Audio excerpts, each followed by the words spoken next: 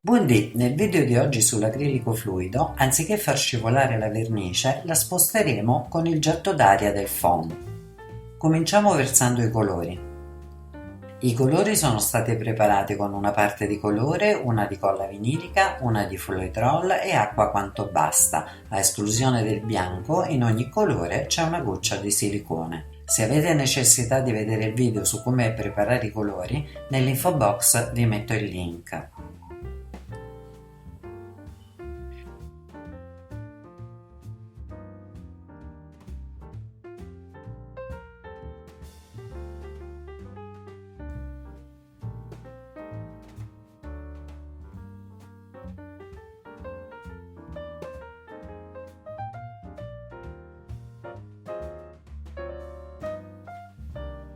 Circondiamo con un colore di fondo la vernice versata.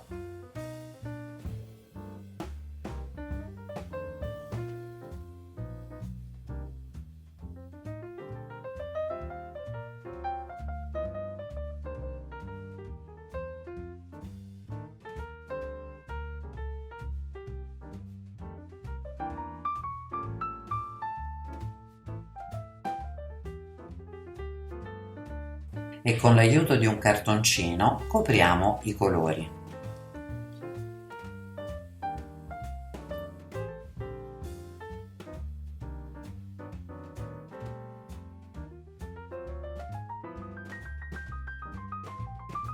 A questo punto entra in azione il foam.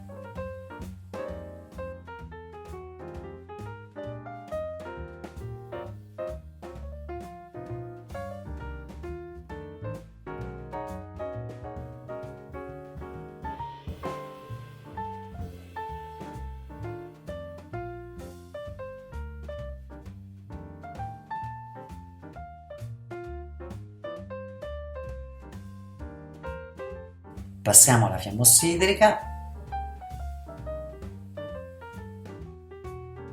e abbiamo terminato.